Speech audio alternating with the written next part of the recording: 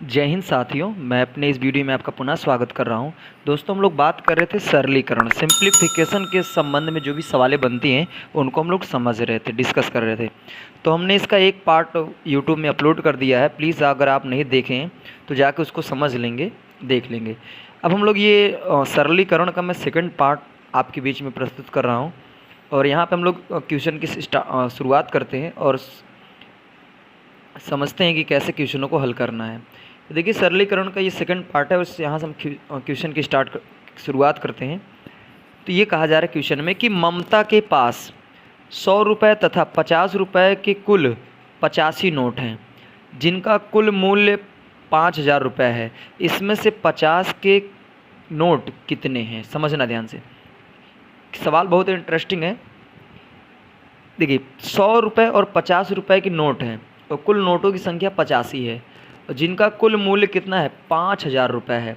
तो आपसे ये पूछा जा रहा है कि इसमें 50 की नोट कितनी है। तो ऐसे सवालों के लिए हम लोग क्या करते हैं? मानते हैं।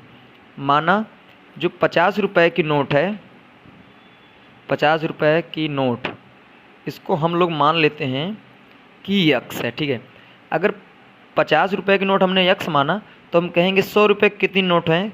तो देखिए, अगर 85 में हम ये क्या करेंगे? 100 रुपये की नोट तो अगर हम 85 में अगर हम यक्स नोट घटा देंगे तो जो हमारा बचेगा वही हमारा क्या हो जाएगा? 100 रुपये की नोट हो जाएगा। तो ये जो है ना, ये 100 रुपये की नोट है और ये 50 रुपये की नोट है। अब ये कहा जा रहा है कि इनका यानी 50 की नोट और 100 की नोट मिला देंगे तो कुल रुपये कितना बन रहा है? 5000। तो इनको मिलाएंगे तो x प्लस 85 माइनस एक्स बराबर 5000 रुपये। एक चीज़ यहाँ पे थोड़ा सा मिसप्रिंट हमसे ये हो रहा है कि यहाँ पे जो 50 की नोट की संख्या मैंने x माने, तो इसमें क्या करेंगे? हम 50 का मल्टीप्लाई करेंगे और इसमें हम लोग 100 का मल्टीप्लाई करेंगे, क्योंकि यहाँ ये 100 की नोटों की संख्या, ये 50 की नोटों की संख्या है, ये ध्यान देना है। अब इसका 100 का अंदर मल्टीप्लाई कर देंगे तो हो जाएगा 50 यक्स प्लस 100 का गुणा 85 में करेंगे तो हो जाएगा 85 100, फिर यहाँ हो जाएगा माइनस 100 यक्स बराबर हो जाएगा 5000। अब समझिए, इसको घटा देंगे हम। जब इसको हम घटाएंगे तो यहाँ पे हमारा आ जाएगा 85 100 माइनस 50 यक्स बराबर 5000। अब समझिए ध्यान से, तो हम 85 100 इसको उधर भेजेंगे तो माइनस 5000 बराबर 50 यक्स। अब इसको घटा देंगे तो हो जाएगा हमारा फाइनली 3500 बराबर 50 यक्स। तो इसको काट देंगे, एक जीरो से एक जीरो कट जाएगा, 5 सते 35 और यहाँ पे बचेगा जीरो। तो हम कह सकते हैं जो हमारा यक्स बराबर आ गया वो आ गया 70। तो इसका मतलब है कि जो 50 की नोट है कुल, वो उसकी संख्या है 70। और इसमें 100 की नोट की बात करें, 100 की नोट कितनी है? तो जो 100 की नोट की संख्या है वो है 15। अगर आपको चेकअप करना है तो आइए चेक कर लेते हैं, इसको देखते हैं सही आया कि नहीं आंसर। देखिए, अगर 70 नोट 50 की है तो 70 गुणे 50 देखते हैं कितना आता है। तो 0 0 5 जिक्के 0, 5 सते 35। तो यहाँ हो जाएगा, ये हो जाएगा यानी 3500 रुपया ये हो गया। ठीक है, अब बची कितनी नोट? 15 के नोट। और 15 नोट, जो 15 नोट है वो सारी की सारी 100 के हैं, तो इसमें 1500 और ऐड हो जाएगा तो फाइनली हमारा 5000 आ जाएगा। इसका मतलब जो हमारा आंसर आया है वो करेक्ट है, अर्थात 50 की नोट की जो संख्या होगी वो 70 होगी। तो ये थोड़ा सा क्वेश्चन इंटरेस्टिंग था, ऐसे क्वेश्चन एग्ज़ाम में आते रहते हैं, तो इसलिए मैंने इसको बताने का प्रयास किया। आइए इस क्वेश्चन को समझते हैं। इसमें ये कहा जा रहा है 14 पेन तथा 17 पेंसिलों का मूल्य 146 रुपया, जबकि 17 पेन तथा 14 पेंसिलों का मूल्य 164 रुपया है।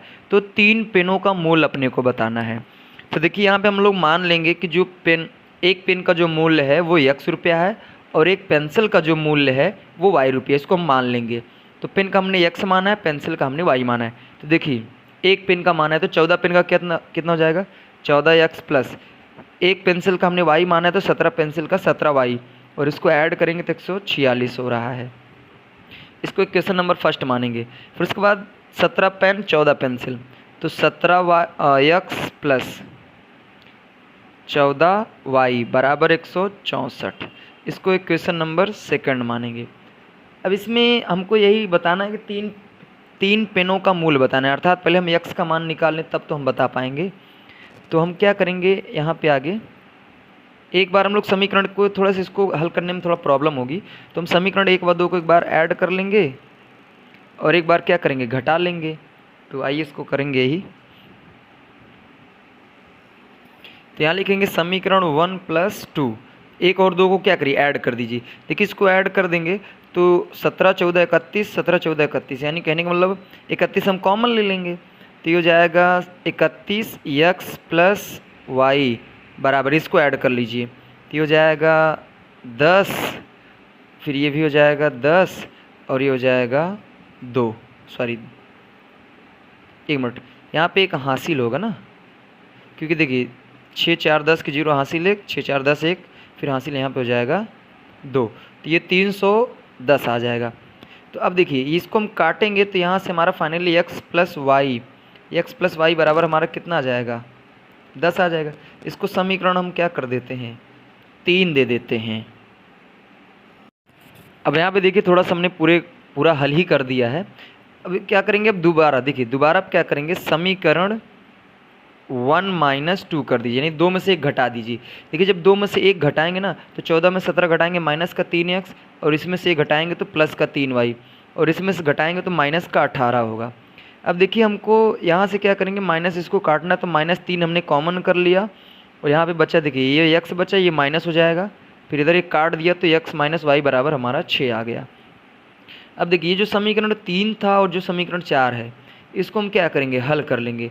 आपको ये दिख रहा है कि x - y और x + y, तो अगर इनको हम ऐड कर देंगे तो y से y हमारा कट जाएगा। फाइनली जब कट जाएगा हमारा तो फिर हम लोग हल करेंगे, तो यहाँ पे देखिए y से y कटा तो 1x 2x, और देखिए 10 और इधर का 6 16 हो जाएगा। यहाँ काटेंगे तो x बराबर 8 आ गया। अब यहाँ पे देखिए सवाल में ये कहा था कि 3 पेनों का मूल बताना है, तो एक पेन का मूल हमने x माना था, एक पेन का मूल 8 रुपया आ गया, तो हम कहें 3 पेन का कितना होगा, तो इसी में क्या करिए 8 का मल्टीप्लाई कर दीजिए, तो फाइनली जो हमारा 24 रुपया है वो हमारा आ जाएगा 3 पेन का मूल। ठीक है, आइए हम लोग आगे बढ़ेंगे और यहाँ पे हम लोग लंगड़ा भिन्न जो हम बात कर रहे थे उसको हम समझेंगे। तो लंगड़ा भिन्न देखिए कैसे हल करते हैं। ठीक है, आइए इसको समझते हैं। देखिए ध्यान से, यहाँ से शुरुआत करेंगे। देखिए यहाँ से हम शुरुआत करते हैं। देखिए ऐसे क्वेश्चनों को जो हम अक्सर ये एग्ज़ामों में आते रहते हैं, तो इनको हम हल कैसे करते हैं, तो हमेशा हम लोग यहाँ लास्ट से शुरुआत करते हैं, और लास्ट से शुरुआत करते हैं और इसको हम लोग यहाँ से हल करते हुए आगे बढ़ते हुए यहाँ तक आते हैं। तो यहाँ पे एक चीज़ मैं आपको बताना चाहता हूँ, जैसे देखिए 1/, जैसे 1/, फिर 3/2 होता है, इसको हम लोग हल करते हैं तो आप जानते हैं कि 2 ऊपर चला जाता है, तो जब 2 ऊपर जाता है तो 2 दूनी 2 कन्नम 2, फिर ये हो जाता है 2/3, इस तरीके से लिखा जाता है, क्योंकि इसका यूज यहाँ पे होने वाला है, इसलिए मैं आपको बता दिया। अब देखिए यहाँ पे है, इसको हल करेंगे, 2 दूनिया 4, 4 में से 1 गया 3, 3/2। देखिए यहाँ हो जाएगा 1/, फिर 3/2, तो 2 ऊपर पलट जाएगा। देखिए 2 ऊपर पलट जाएगा तो ये हो जाएगा 2 + 2/3 हो जाएगा। समझिए ध्यान से, देखिए इसको जब हल करेंगे तो यहाँ हो जाएगा फाइनली हमारा 3/2 होगा। 3/2, 2 पलट जाएगा तो 2/3 हो जाएगा। अब देखिए इसको अपने को हल करना है यहाँ पे, तो 2 तिहाई 6, देखिए इसको हमने हल किया तो यहाँ पे ये बना है, तो 2 तिहाई 6, 6 2 8, 8/3, फिर 3 पलट जाएगा यहाँ पे आएगा। देखिए थोड़ी सॉरी गलती हो गई, इसको हम हल कर रहे हैं तो यहाँ का है, देखिए इसको हम करेंगे तो हो जाएगा हमारा फाइनली 2 तिहाई 6, 6 2 8, 8/3, इसके ऊपर यहाँ वाला ये वाला 1 है। ठीक है, ये पलट जाएगा तो हो जाएगा हमारा 3/8, यानी यहाँ पे हम जो पहुँचेंगे तो हम ये हो जाएगा, ये यहाँ का 2 होगा प्लस 3/8। अब देखिए यहाँ पर हम पहुँच चुके हैं, तो 8 2 9 16, 16 3 19, ये हो जाएगा, ये ऊपर वाला 1/19/8, ये पलट जाएगा तो तो फाइनली हमारा 8 बटे कितना आ जाएगा 19। उम्मीद करता हूँ ये समझ में आया होगा। अगर आपको कम समझ में आया होगा तो प्लीज़ वीडियो को एक बार रिवाइज़ करिए, पीछे लाइए, फिर से देखिए, समझ में आ जाएगा। चलिए हम फिर से बता देते हैं। देखिए ये है 2 एकम 2, 2 में से 1 गया 3/2, 3/2 ऊपर गया तो ये हो जाएगा 2/3 + 2। इसको हम हल करेंगे तो ये आएगा, फिर ये पलट के ऊपर जाएगा तो इसके साथ हल करेंगे, फिर ये ऊपर जाएगा तो फाइनली हमारा 8/19 आंसर आएगा। तो आशा करता हूँ ये समझ में आ गई होगी बात। आइए इस क्वेश्चन को समझते हैं। देखिए ध्यान से, इस क्वेश्चन में कहा जा रहा है 2 + 2 × 2 ये ऐसा है, फिर इसको हल करना है। समझिए, तो 2 दूनिया 4 तो हो जाएगा 2 + 4 बटे 2 + 4 प्लस 1/2 प्लस 1/2 का मतलब होता है गुणा, फिर 1/2, फिर होल 1 + 1/2 गुणे 1/2। समझिए आगे। देखिए इसको ऐड करेंगे तो हो जाएगा, फाइनली हमारा ये कट जाने वाला है, सिंपल एज दैट। कट जाएगा तो यहाँ पे बचेगा 1 प्लस, देखिए इस 1/2 प्लस इसको करेंगे तो 1/4 हो जाएगा, फिर प्लस 1/2 प्लस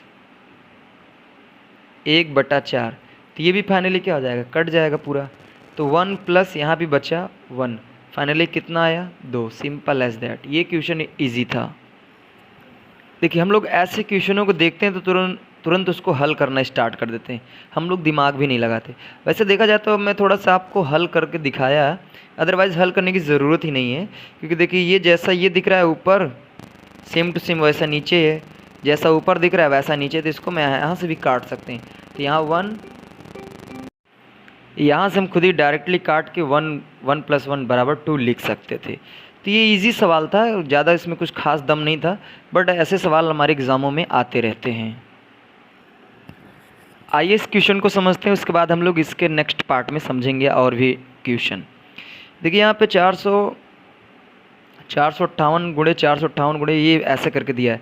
तो इस तरीके के एक सवाल हम बता चुके हैं पहले से, तो यहाँ पे फिर आ गया तो इसको हम पुनः समझेंगे। तो हम यहाँ पे ये देख रहे हैं कि दो ही संख्याएँ दिख रही हैं, एक है 458 और दूसरा है 239।